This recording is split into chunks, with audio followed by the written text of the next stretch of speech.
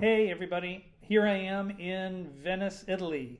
Well, actually, I'm not in Venice, Italy. I am actually in VR and I am in an app called Wander that gives me access to all of the Google Street View images, including all of these amazing images of Venice. So if I'm researching a city I haven't been to or I need to get information about a place I have been to, then I will reach for Wander as a way to be able to go visit these places from the point of view of a person at the correct eye height.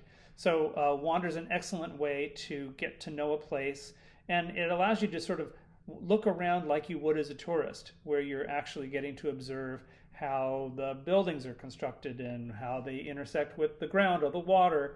Also, if you're planning a trip, it's a nice way to get a look at the environments that you're planning on visiting, whether there's parking near where you're going to be staying or what the transportation options are. But being able to click your way through and visit a place virtually through these Google Image Street Views are marvelous. You could definitely do this using your computer or your phone, but there's just something about being in here and being able to look around in VR that makes the information sort of stick a little bit more as you're observing the environment as you explore it. So definitely look at apps like this as a way to do some of your research for real world places. Okay, here I am in Venice, Italy. Well, once again, no, I'm actually not in Venice, Italy.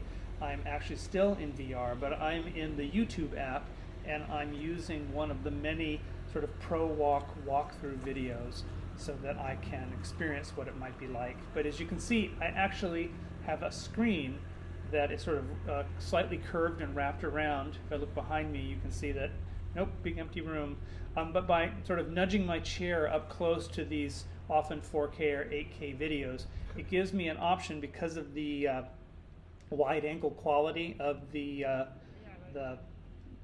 footage, that I feel like I can kind of look around and observe like I'm a tourist in the city. Unlike the Wander app, which is completely static, I get to sit and sort of float around inside a city as part of my research.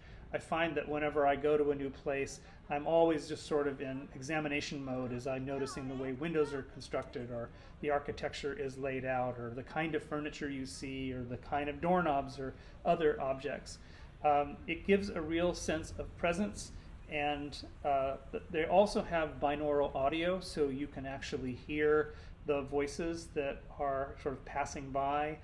You can hear things coming from behind, on your right or your left, and it gives you a sense of immersion. These videos are also really long often. They're an hour to even 3 hours long, so you can just sit back and relax as you explore these environments. I found that it is really marvelous for retaining information, and periodically I'll stop, take the headset off, do a little sketch. Here, I'll turn the sound up a little bit so you can hear the audio. I used this a lot during COVID. During lockdown, when I was feeling kind of shut in, I would just disappear into some of these cities. Also regarding COVID, if you can find footage that was taken around 2020, once lockdown was starting to be lessened, a lot of these people went to these cities and wandered around with them nearly empty, without the sort of crushing crowd of tourism that tends to really plague these wonderful cities.